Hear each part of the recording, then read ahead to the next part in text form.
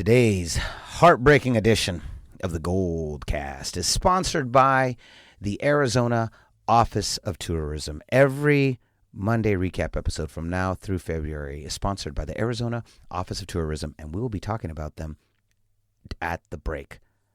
Now, Raymond, why don't you let them know? Where can they find us? You can like us on Facebook.com/thegoldcast, and you can also follow us on Twitter at @the_goldcast, and be sure to subscribe to us on Apple Podcasts, YouTube, and Stitcher, all under the same moniker of the Goldcast. Like, subscribe, and comment because we like to engage with you. All right. Raymond, where can they find you?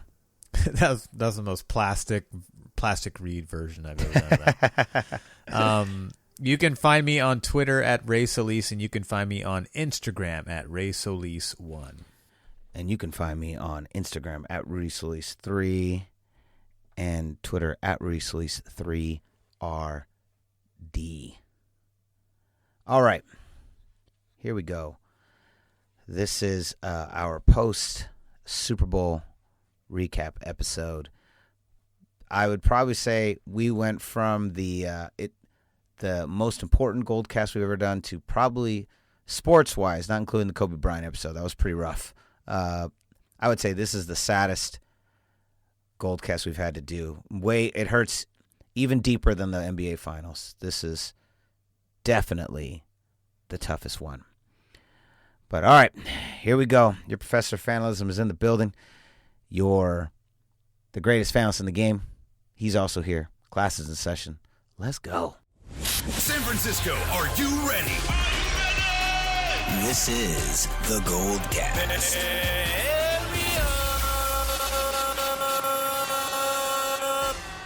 Boom! Welcome to another edition of the Gold Cast. We're the voice of the Bay.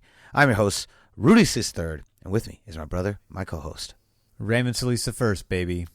So, Ray, the 49ers played in the Super Bowl yesterday, and the 49ers lost their second Super Bowl in a row. The San Francisco Bay Area sports as a city has lost our second championship in a row, having lost the NBA Finals with the Warriors earlier last year.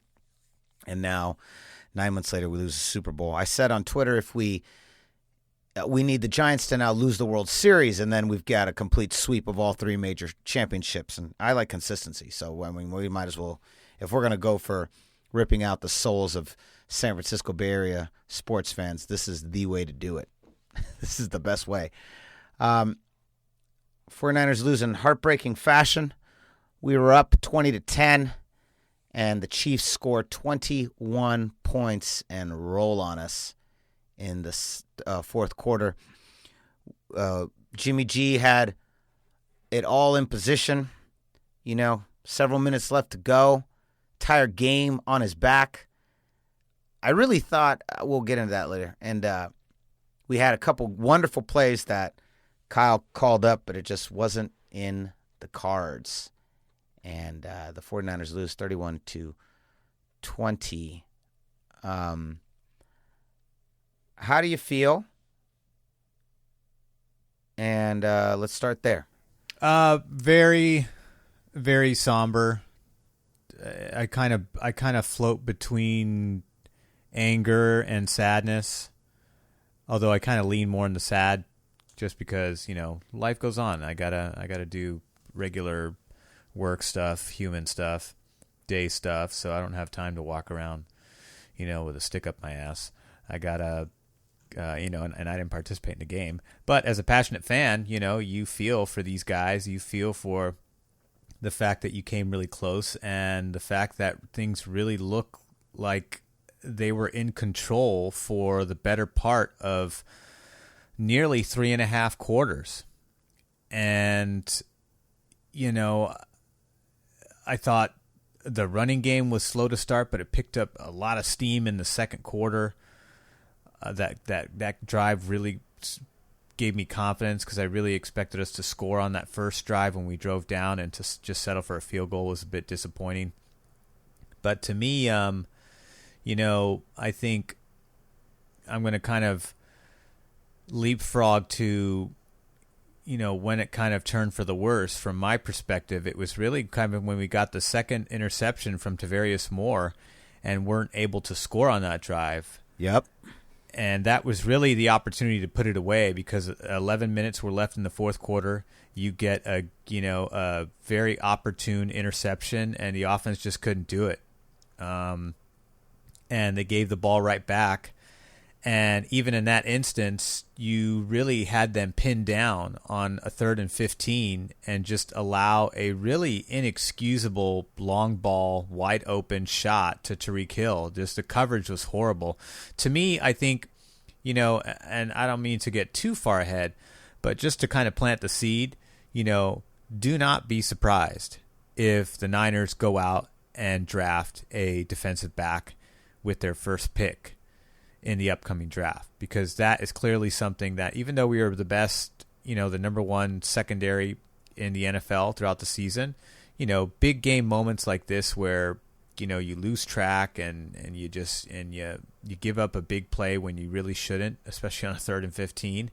This is stuff that we were doing to other teams and stuff that we were really containing on a consistent basis, conversely. But to give it up in the big game was just like, it's like of all times for that to happen. And that, to me, that was really the beginning of the end. There was 7 minutes left in the game and 3rd and 15. And, Tyreek Hill's just, for whatever reason, he's wide open. Jimmy Ward bites on the inside, and then Tyreek Hill turns and pulls to the outside. And Jimmy Ward then has to, has to spin on his momentum inside, and by the time he gets back there, it's already over. So you got the 1st and 10, 20 to go, and then you're not out of it because it's 17-20. You still have the lead. It was a 2-possession lead, and then they just kind of unraveled. I just felt like there was something weird happened where just uncharacteristically this team really kind of allowed the pressure to get to them and just couldn't contain defensively and couldn't progress offensively, and just really kind of just hit some weird kind of, I don't know, and I guess credit to the Chiefs for capitalizing it, because they made plays when they needed to make plays, and their backs were against the wall and they were desperate, and they're a confident and comfortable team playing from behind, but this is from behind in the fourth quarter with less than a half a quarter to go, and you're down by 2 possessions. So it's not an easy position to be, not even for that team.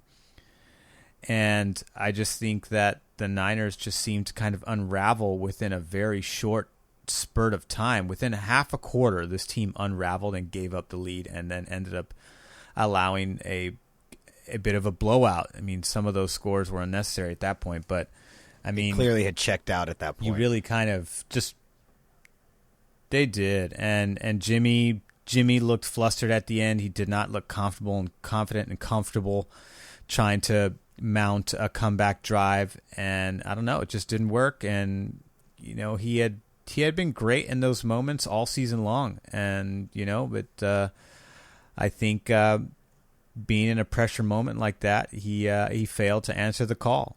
And I'm not saying that I'm not going to go out like, there's lots of stupid comments. I've shut off all my YouTube notifications for anything football related. And I shut off everything social media wise that is football related, because I'm just done with the sport for now. Not until, fantasy kicks in and do the draft and all that kind of fun stuff. When it starts to get fun again, you start to forget about the very abrupt meltdown that happened in the latter half of the fourth quarter here, because up until that point, I think you had to feel really good. I wasn't comfortable because I really felt that if we were to push the score to 27-10, then that would have really done it. Then I think it would have really done it, because you could see the Chiefs reeling, especially when Mahomes threw that second interception in the fourth quarter. That's the fourth quarter. You throw in a second pick of the game. So now the Niners are winning the turnover battle. And the defense came and really kind of shut us down and didn't allow us to capitalize on that, which was really unfortunate. That's when I think you got to pick something crazy. And then here's the other thing too. Let me backtrack a little bit. In the second quarter, I felt like there was 1:45 to go. You have 3 timeouts. Why not use some of those timeouts to manage the time so that you can have more play opportunities to march downfield and get that field goal attempt or potentially a touchdown score to go up before the half. And instead, Kyle just really let the clock go down, and then when he hits the big play for Kittle, we get it called back, and then there's not enough time to do anything, and so he just takes a knee, and we go into the half without doing anything. That was another missed opportunity. I thought, and even when the camera panned to John Lynch, he was mimicking the timeout symbol on his end, because that's what that was the first thing that I thought. I was like, oh, we got the ball back? And I turned to Cousin Brian, and I was like, oh my God, we have 1:45 to go. That's plenty of time. I was like, we can actually mount a drive here and score before the half. That would be great. And Kyle kind of went the opposite route, where he wanted to eat the time away first. And I'm like, why not use your timeouts? It's not like if you save those timeouts, they carry on over into the second half and you get 6 timeouts. None of that happens. So, use them while you got them, especially in a crunch moment like that with everything on the line. You got to go for the throat. I agree. I thought that was the very first questionable call that Kyle made. I thought the other I was really perplexed by that final drive. You got Raheem Mostert, again, just the lanes in that last drive. I mean, you could have put a bus through them. And I thought, here's what we're going to do. We're going to go 8 or 9 plays. Raheem Mostert runs every play. And then we're just going to run the ball with like 5 seconds left, and we're going to call it a day. Cool. That's fine. And it just seemed like Kyle was just determined to win with Jimmy G and put the game on his back. And I don't know if the criticisms of the last 2 weeks got to him, but at the same time, I'm like, who gives a shit? I don't give a shit how we win. But I really thought that was going to be I really thought that was going to be the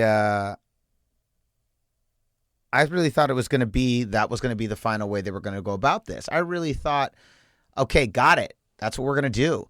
We're going to run the ball, kill the clock, and win this game, and there's going to be no time left for the Kansas City Chiefs to do anything. And you have Kyle still drew up a great play. Emmanuel Sanders is completely open. Jimmy G way overthrows him. But it still would have left so much time on the clock and more than enough time for Patrick Mahomes to mount another comeback. I don't put the blame solely on Kyle Shanahan. I've seen that a lot. I've seen that a lot right now, and I completely disagree with that. I think that's not fair. It's a team sport.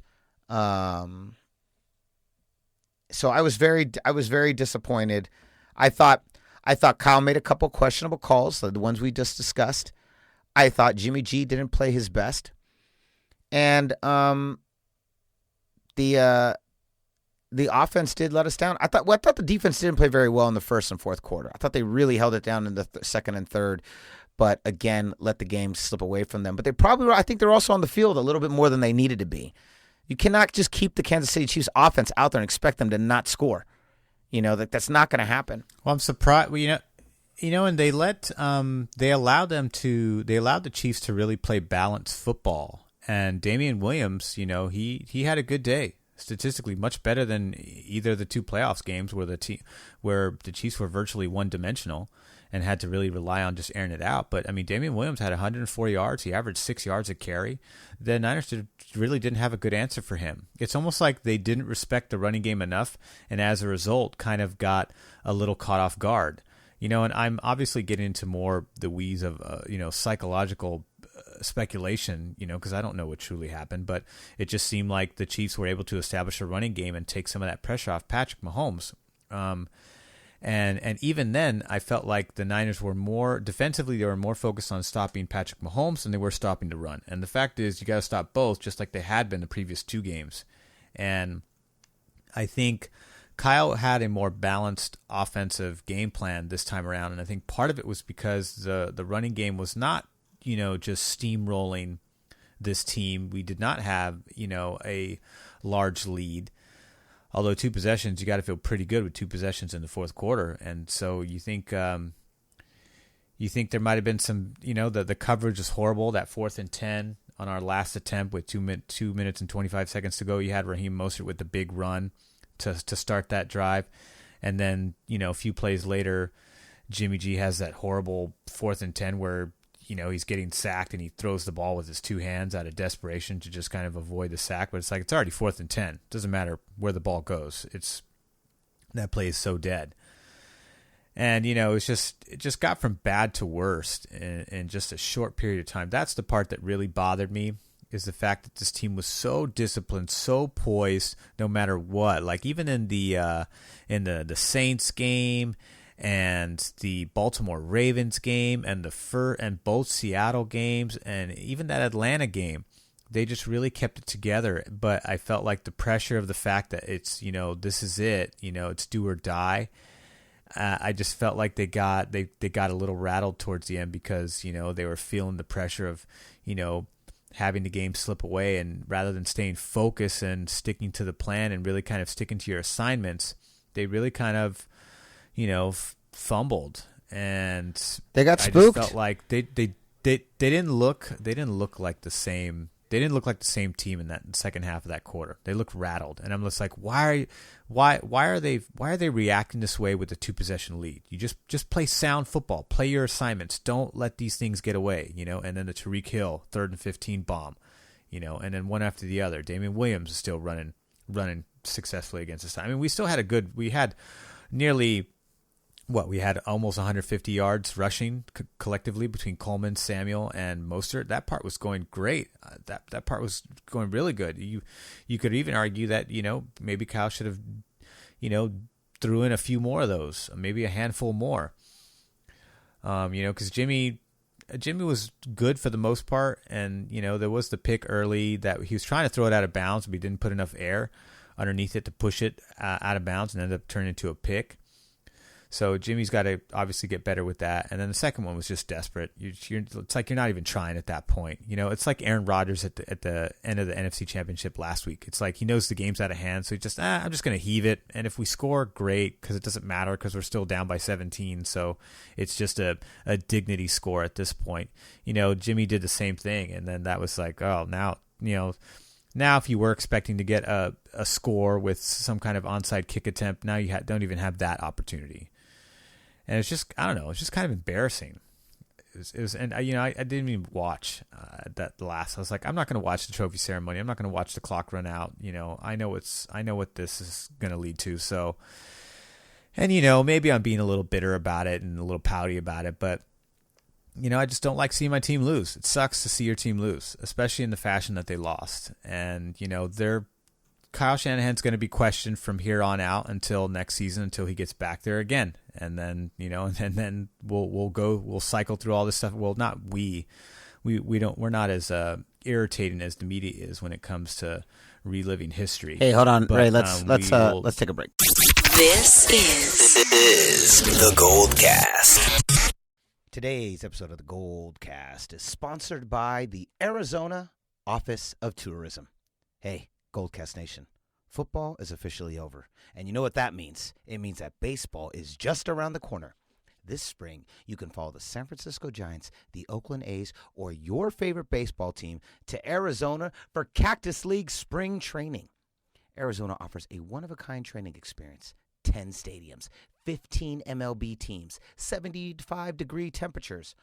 All 10 stadiums are in Greater Phoenix, within 50 miles. You can meet the players and get autographs before games. Maybe you can meet Madison Bumgarner and tell him to rip up his contract and come back to the Giants.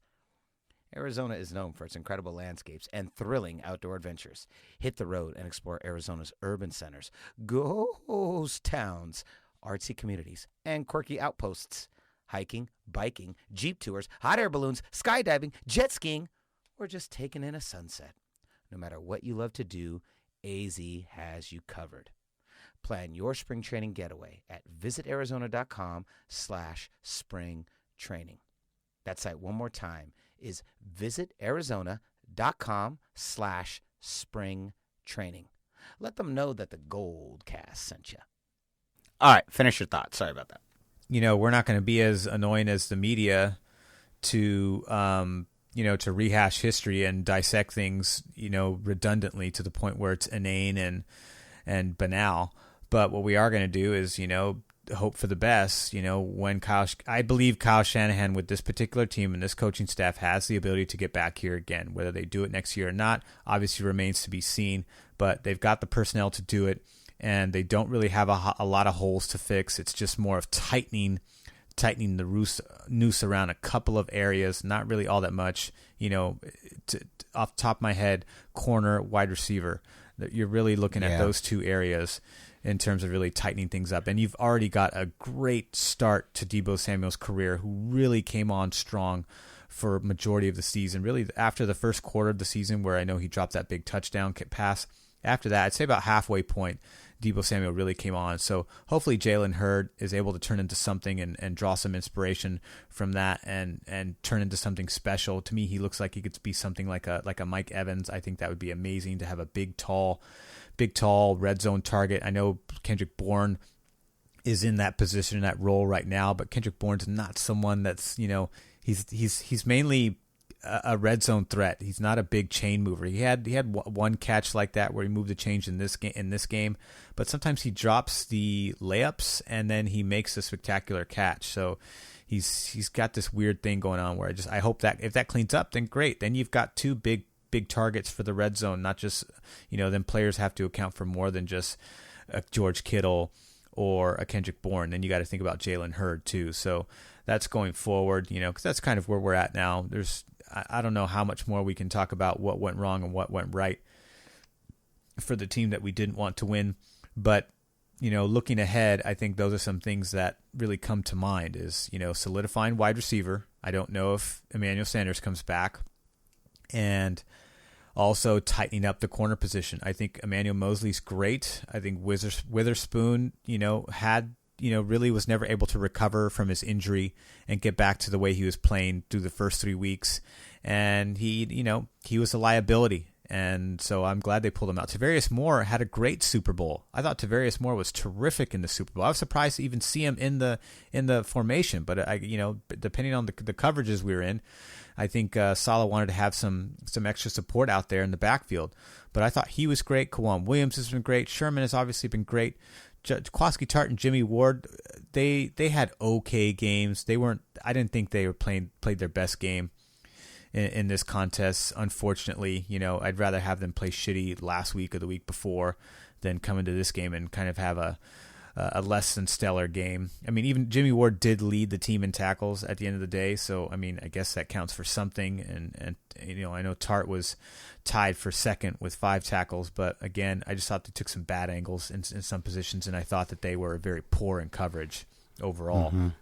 So I just think that needs to shore up. And I know Quan Alexander played in this game, but he didn't really have all that big of an impact at all. He only had 1 tackle, so he was really a non-factor. I know having him back, I think, still meant a lot to this team in terms of getting healthy at the right time. Sometimes a player's presence is all you need in order to really kind of feel confident as a collective group, and he certainly brought that to the team, but he was really a non-factor in most of the games he played in after his injury. He just kind of, I think, he just needed some more time to recover. He wasn't all that great in this game either. He had that one really bad missed tackle against Damian Williams off to the sideline there, I think early in the game, like second quarter. I can't remember exactly, but anyways, it was just I thought the front four were terrific. I thought Bosa was great. Buckner was great. Eric Armstead had great pressure. D Ford was okay.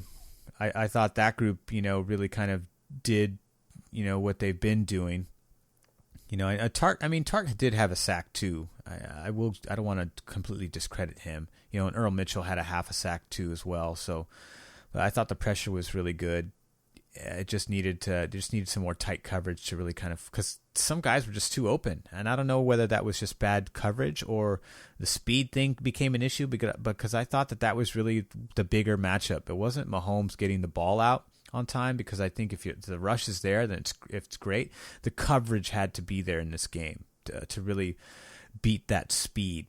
And I felt that there was just too many opportunities where those guys were catching balls just wide open. And sometimes the pressure was there. And even in the face of that pressure, the ball was still hitting the target because of a lack of coverage. So to me, that's why I think, cornerback first, wide receiver second in terms of how to reload this team for next season. Because, coming into the season, we had a whole lot of question marks and lots of holes. But now going forward, now that you got enough that this group can get you to the big game, barring, any injury, as long as they stay healthy, which way they were able to do. They overcame the injuries that had, kind of hindered them in the latter half of the season. But going forward, I think, you've really got only two places to tighten things up, and then you've got the potential to really run the gamut against the league. Yeah, so totally, it's very hard to get back to the Super Bowl. It's very, very difficult, and I hope we do. I want to talk about some more positive stuff. I want to switch the narrative. First of all, it was an incredible season. I mean, we did not, in our wildest dreams, think that this was, a possibility at the time. I am so blown away by what the Niners were able to do this year. We went from 4-12 to the effing Super Bowl.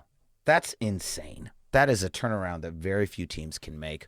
This is a smart franchise, expertly coached, expertly played at all levels.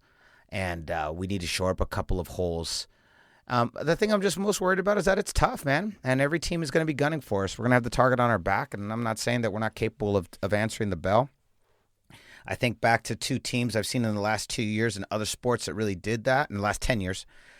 The San Antonio Spurs, after they lost to the Miami Heat, they were so angry and so pissed. And they spent the entire season on a death mode and went right in there and then destroyed the Cavaliers. Destroyed them. Absolutely destroyed them. And won by, not the Cavaliers, the Miami Heat, and won by the largest margin of victory ever seen in an NBA Finals. Kansas City Royals, same exact thing. They lose to us in heartbreaking fashion. Game 7, Madison Bumgarner, greatest single pitching performance of all time. And lo and behold, they go on a tear, and they come right back the next year, and they win their World Series. 49ers came close in 2013. We lost the NFC Championship to the Seattle Seahawks, and they went on to win.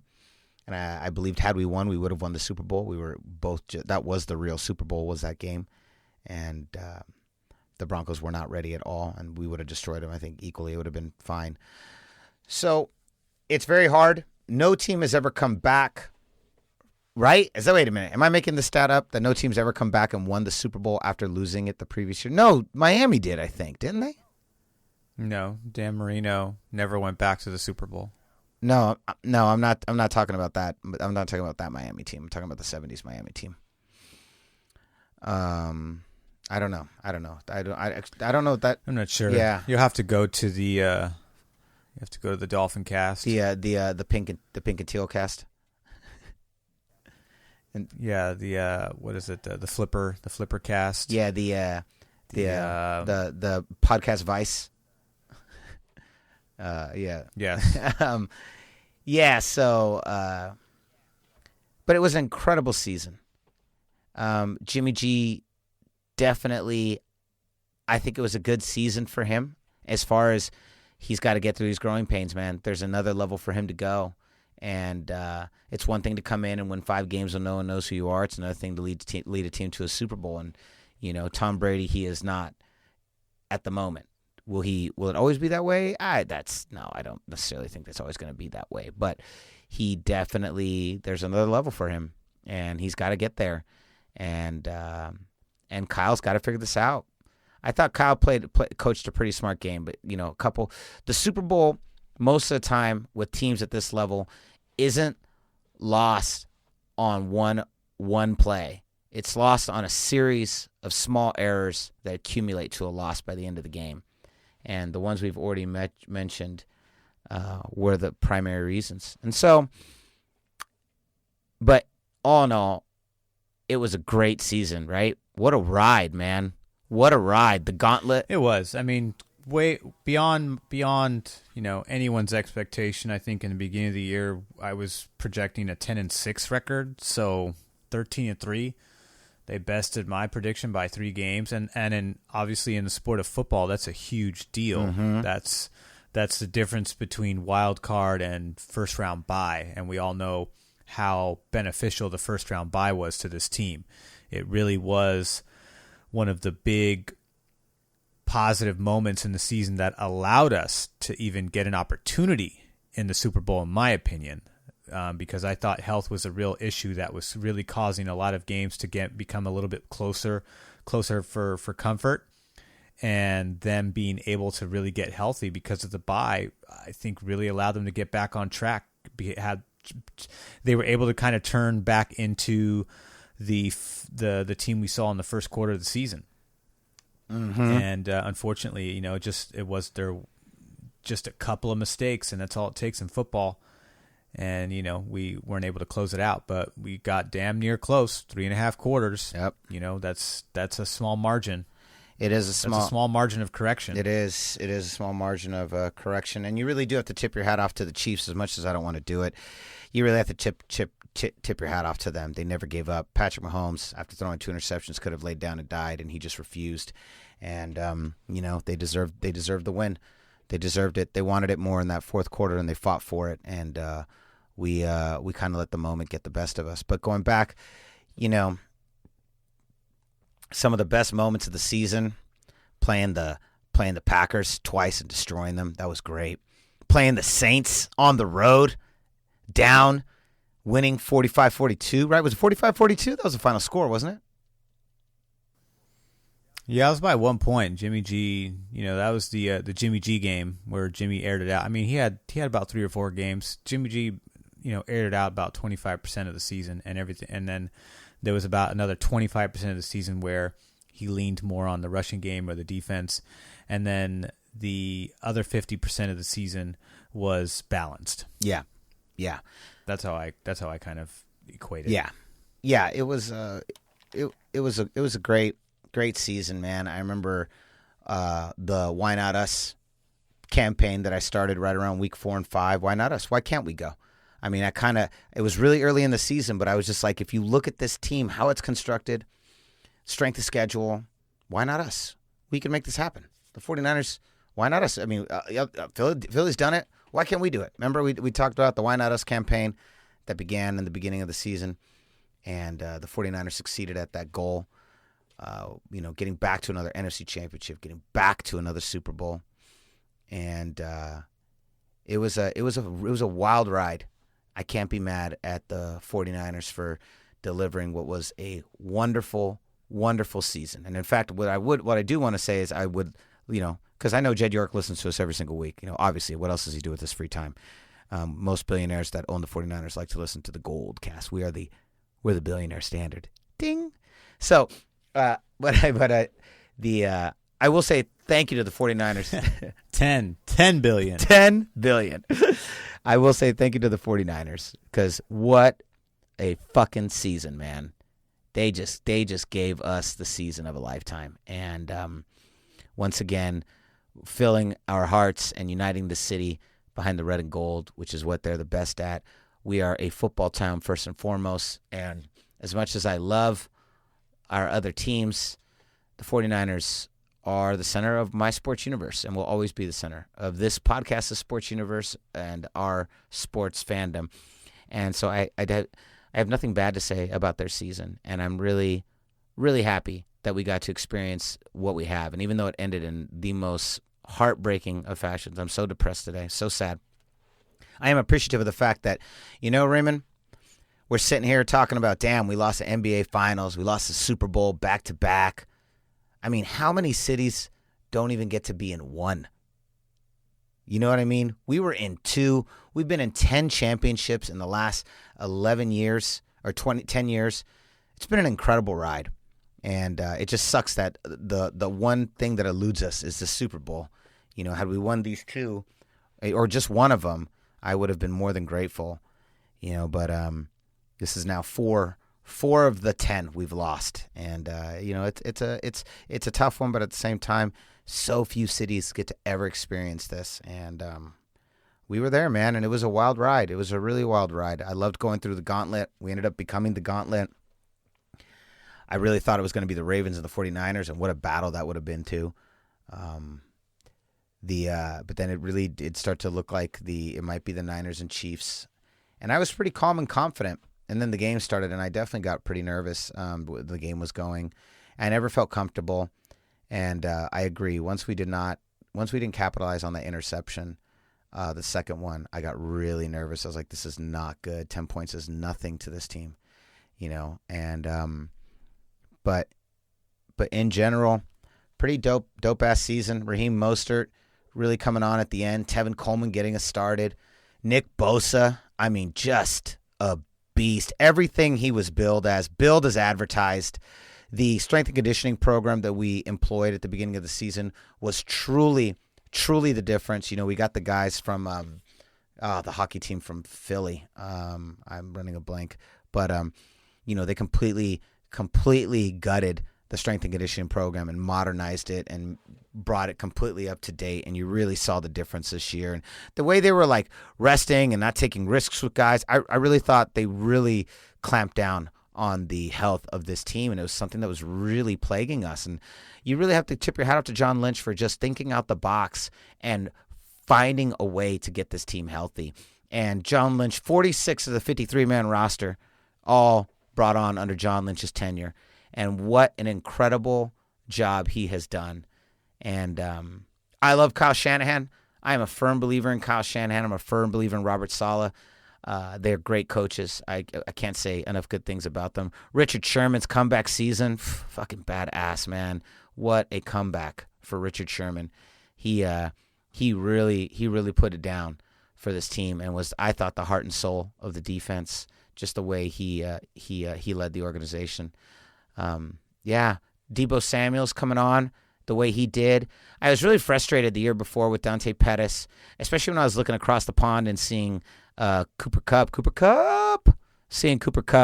really kind of ball out in his first year, and I'm like, that's what just. I was really hoping he would. I couldn't agree more. He's been the biggest. Reuben Foster was a big one, just because we knew that potential was there, and he just, I don't know, just was never right mentally. He just couldn't stay focused. But as far as Pettis, man, I really, with him being, holding the NCAA record for, return touchdowns, I really thought he was going to be able to be that player for us. But he's just too damn small. He looks like he'll break in half if he, attempts a return, punt or kickoff. I just don't know. To me, he just doesn't have it in him. It's just not in him, at least so far. Maybe.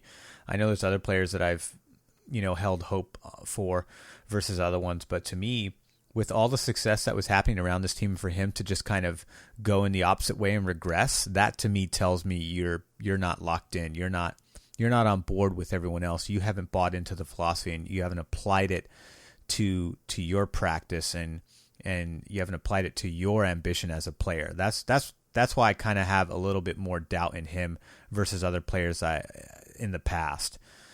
But yeah, I'd be okay if he doesn't come back next year. I'm fine with it too. I'd like to see Jalen Hurd. I'd like to see what this kid's capable of, because clearly they saw something in him. Very excited for him. Yeah, and there was just a lot of great moments. There was a lot of great moments. I loved watching.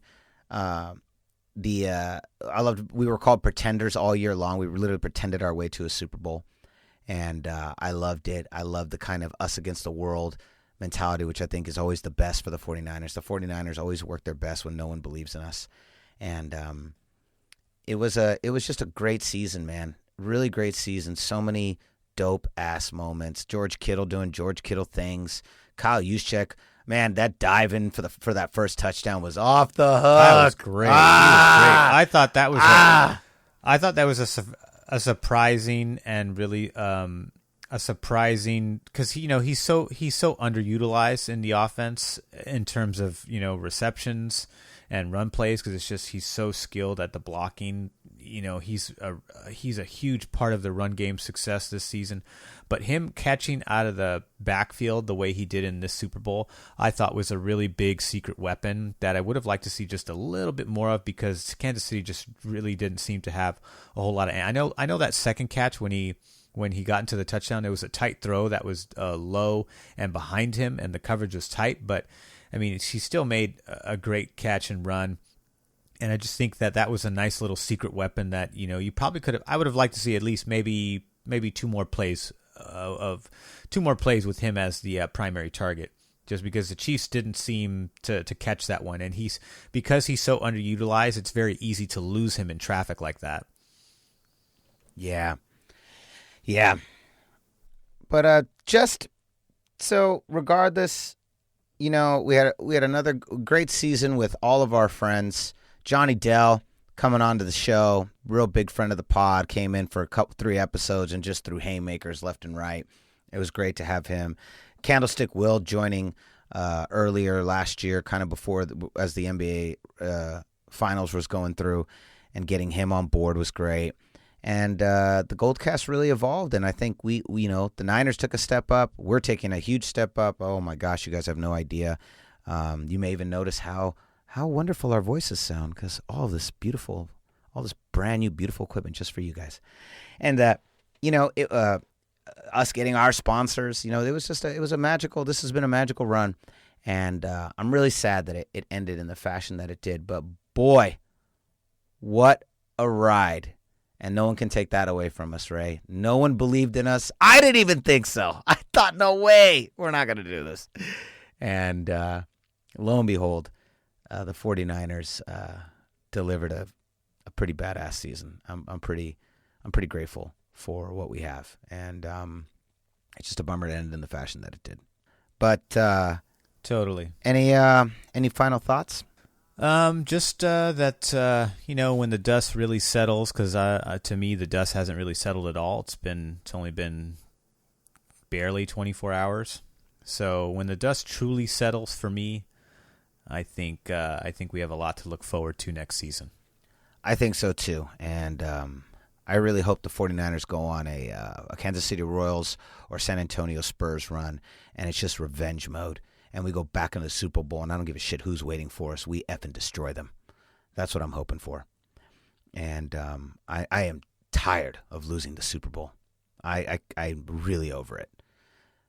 So, all right, what say you, Goldcast Nation? Feel free to vent your souls out at youtube.com/thegoldcast and tell us how you feel. Let us know in the comments. And, great season. The Goldcast moves on. We got another Top 11 podcast coming up pretty soon. We will be having more of our gold dives. It's the off season. Candlestick Will's going to be joining us for the gold dives. Guess what? Ladies and gentlemen, Candlestick will be joining us for pretty much the entire year. And oh yes, Candlestick will be on for NFL next year. You guys get Candlestick Will for all the games, all the sports. Finally, Raymond, Candlestick will be joining us. How dope is that? It's going to be exciting. Just wait. Fire. Fire. So concludes another edition of the Goldcast. We are the voice of the Bay. I'm your host, Rudy Solis III, and with me is my brother, my co-host, Raymond Solis I, baby. Boom. We'll see you next time. Same Goldcast time, same Goldcast channel. This is the Goldcast.